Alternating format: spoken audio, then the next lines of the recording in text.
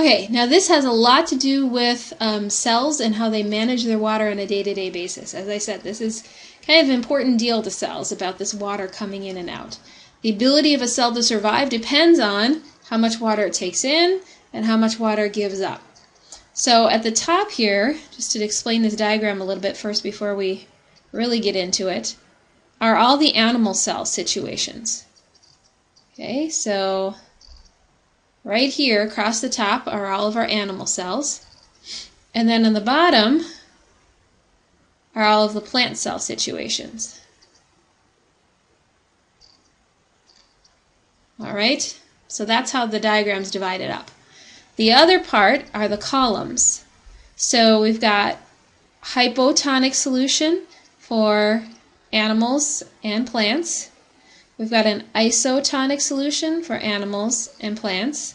And we've got a hypertonic solution for animals and plants. Okay, so let's step through this and talk about what do we see happening. So let's start with our animal cell. So in an isotonic solution, the animal cell is going to have water moving in and out. You can see these arrows.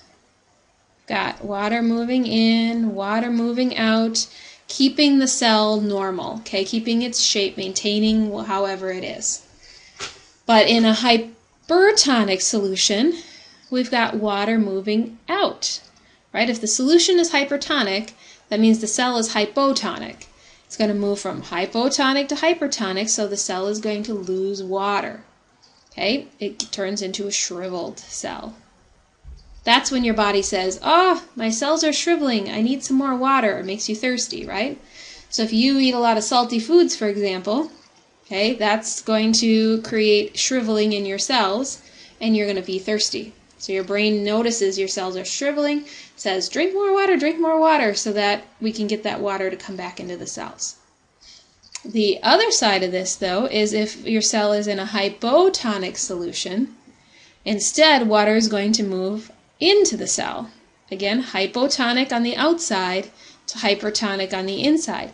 And you can actually pop cells if it's too hypotonic on the outside compared to the inside, because that cell will take in a lot of water.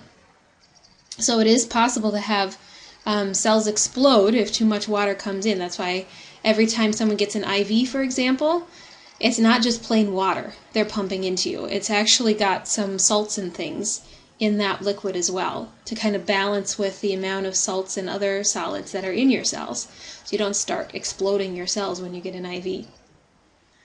Alright, now in the case of plant cells, we're going to have a little bit different thing happen here. So here's our plant cell row.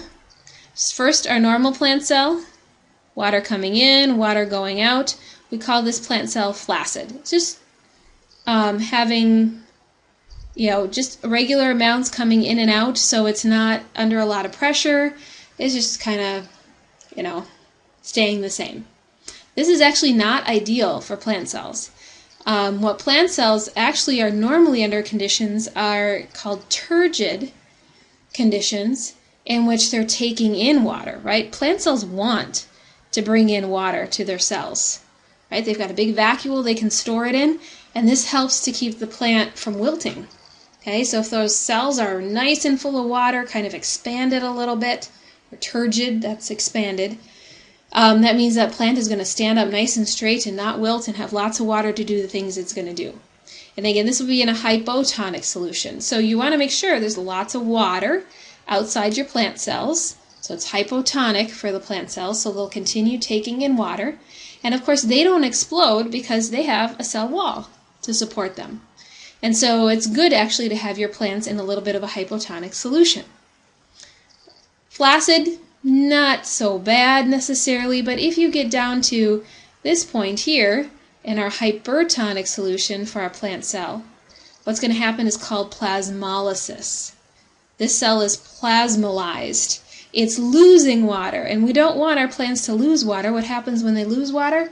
They start to wilt. You can see how the cell membrane is starting to kind of collapse in. The plant starts to wilt and eventually doesn't have enough water to do the processes it needs to do. So that's why your indication for when you need to water your plants, if they're wilting, it's pretty immediate need that plant has to get some water, because this is what's happening to its cells.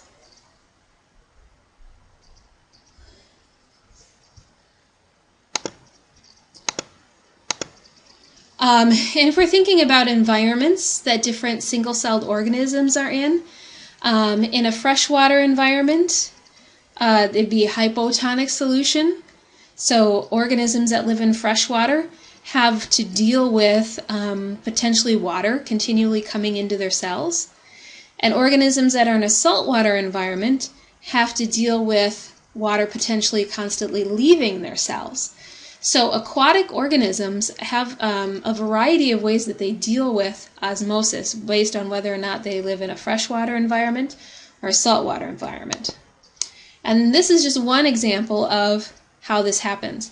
So there is a single-celled organism that you look at under the microscope called a Paramecium. It's actually a protist.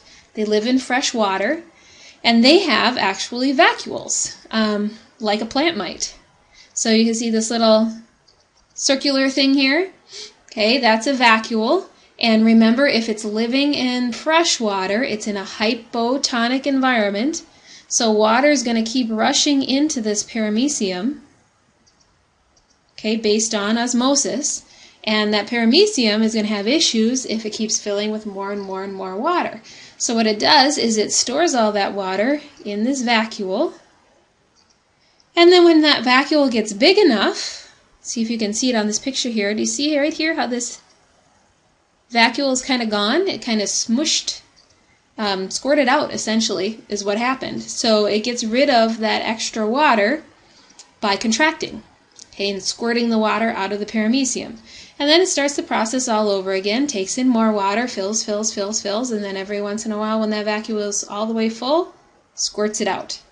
So that's one way that some freshwater organisms have adapted to living in a hypotonic environment.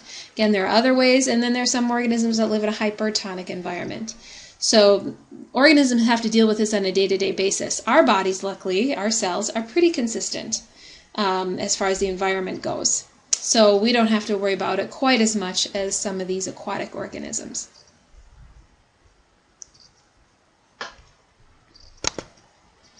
Again, because it's contracting, because it's actually a movement of microfilaments to make this vacuole contract, this requires some energy for the Paramecium to do this.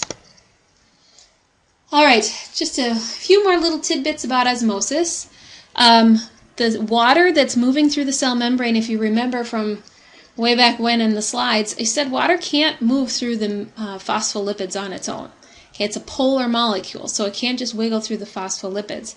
So as recently as 2003, as you can see up here, between 1991 and 2003, there are various scientists working on, well, how is it that the water gets in and out of the cell? And it turns out that there are these channels that are called aquaporins, which are made mostly, again, out of proteins that do allow water to get through the cell membrane. And you can see there's proteins with different charges depending on their R groups, arranged in a way that are going to allow those water molecules to actually get through the cell membrane. So when osmosis happens, it's not really the water moving between the phospholipid molecules, it's actually going through these little protein channels, these aquaporins.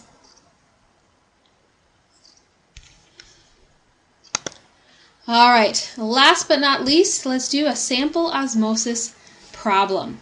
So we're going to imagine that this little balloon-looking thing here is the cell, so it has little microscopic holes in it that allow water to get in and out.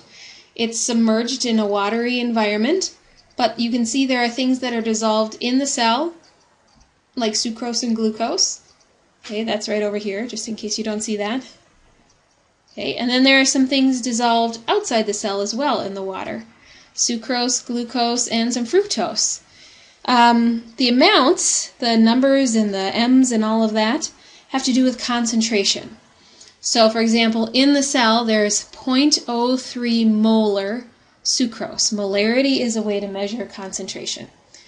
We aren't going to get into a lot about molarity. If you took chemistry, you've got a good idea of what this is. But for those of you who haven't, just think about it as a concentration. So we have 0.03 molar sucrose inside the cell and 0.02 molar glucose inside the cell, which means there's more concentration or a higher concentration of sucrose in the cell than glucose. All right, neither of these are going to go through our membrane though. All right, we're just going to look at water movement through the membrane so that we can assume they're stuck in the cell. In the environment, the sucrose, the glucose, and the fructose are stuck in the environment. They are not going to move through the cell either in this case. So we're just using them as a solute to create an unequal concentration of water inside and outside of the cell.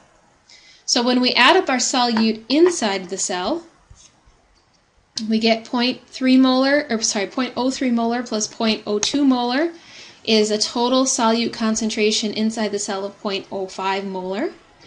And in the environment, our total concentration of solutes is 0.03 molar. All right, so we have to take those concentrations and think, where is this hypertonic? Where is it hypotonic? So the first question here is, what is the cell compared to the beaker? If the cell is 0.05 molar and the environment is 0.03 molar, is the cell considered hypertonic or hypotonic? Remember, hypertonic means lots of solute, less water. Hypotonic means more water, less solute. So think to yourself what the answer might be. If you said the cell is hypertonic, you are correct, because 0.05 molar is a higher concentration of solute than 0.03 molar. So the cell has a higher concentration of solute than the environment. Now the beaker, or the environment, also is going to have an osmotic condition. We have to figure out, is it hypertonic or hypotonic compared to the cell? Well, the environment, or the beaker, as we know, is lower in molarity at 0.03 than the cell at 0.05. If it has a lower molarity, think to yourself, is it going to be hypertonic or hypotonic? The answer is it's hypotonic. Okay, so whenever we're talking about a cell, we have to consider the cell and its environment. One of those is going to be hypertonic and the other is going to be hypotonic. So it's always comparing two areas to each other. Then the last question we always ask ourselves with osmosis, if we know where it's hypertonic and where it's hypotonic, where is the water going to move then? Remember, water always moves from a high concentration of water to a low concentration of water. So you have to decide, is hypotonic our high water or low water? Is hypertonic our high water or low water? That will tell you the direction of the water movement. Again, hypo, hyper, hyper, hypo, you decide. You need to figure out, is it in or out of the cell? So take a minute, see if you can think to yourself, which way do you think the water is going to move?